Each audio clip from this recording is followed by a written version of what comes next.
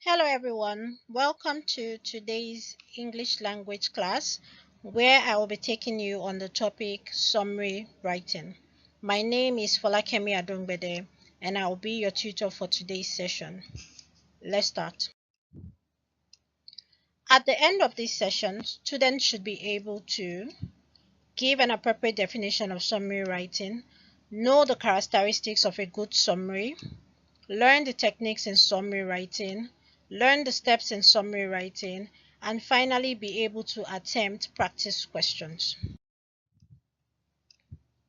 Now, what is summary writing? Summary writing involves a record of a shortened passage which retains the essential information of the original write-up. This summary is in the reader's own words and gives the main points of a piece of writing. Such writing can be in form of a newspaper article, the chapter of a book, or even an old book, a journal, etc. The point of a summary is to save the reader some valuable time while still relaying all the important information of the original work, but in a much shorter and straight to the point format. Now, the characteristics of a good summary. A good summary contains only the main ideas and supporting major ideas. A good summary is shorter than the original, usually 10 to 20% of the original. It is written in your own words to avoid plagiarism. As we know, plagiarism is taking ownership of someone else's work, an author's work, and using it and claiming it as yours. When doing summary writing, you should be able to properly cite and give acknowledgement to whichever author you have lifted his or her work. Moving on. A good summary should be understood without reference to the original piece. It should also contain only the ideas and information of the original text.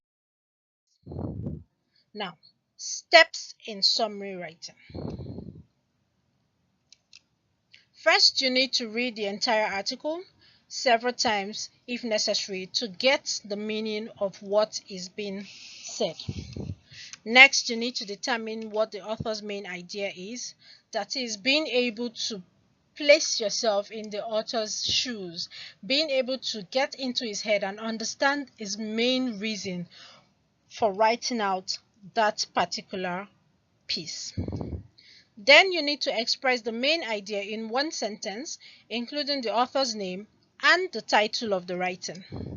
Next, you need to divide the article into major parts. Each division might contain more than one paragraph. Then you need to use 1 or 2 sentences for each part, describing what the author is trying to say or do.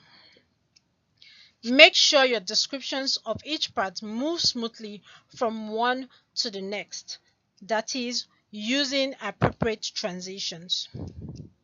Document the author's idea, title, date of publication, and any other citation information.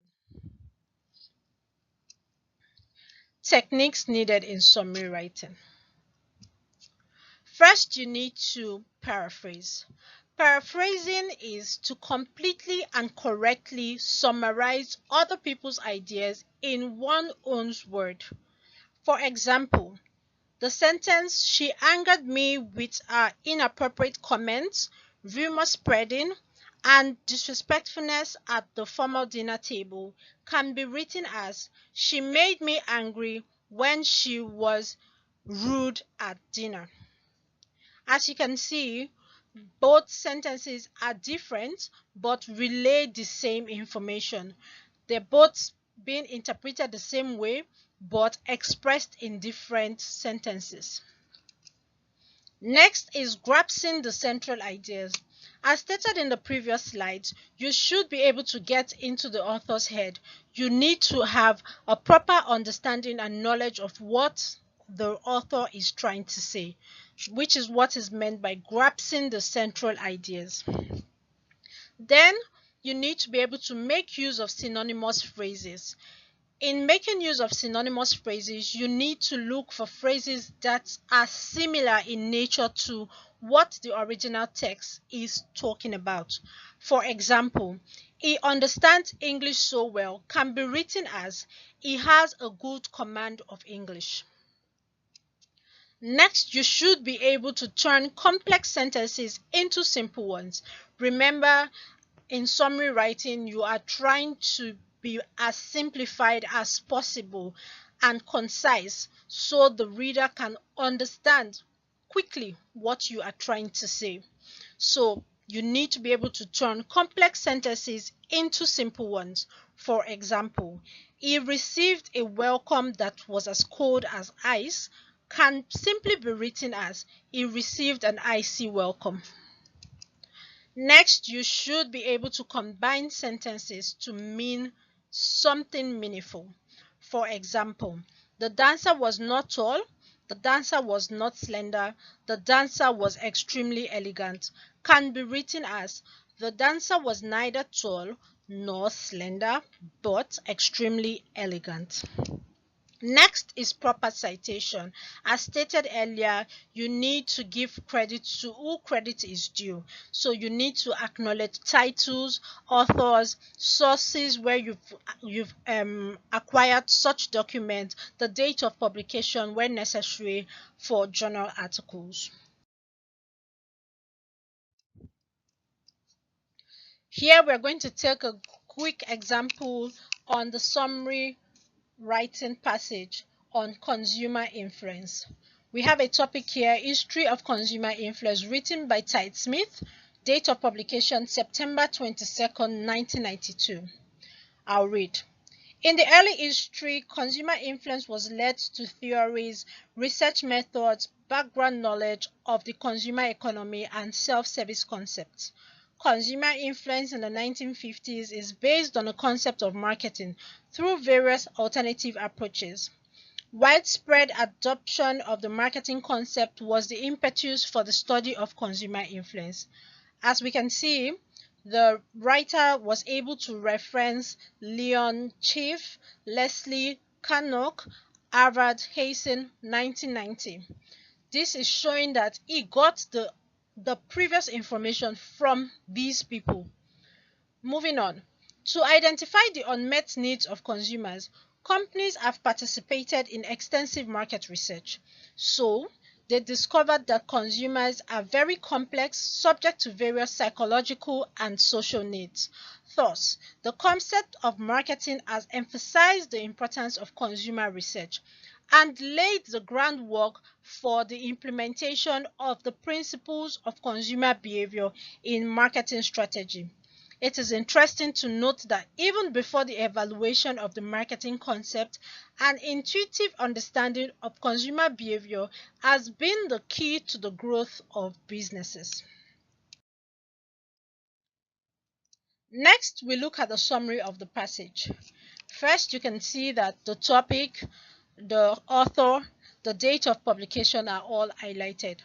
Then you can see that some places are highlighted red, showing where changes have been made to summarize the passage in the previous slides. So I'll read.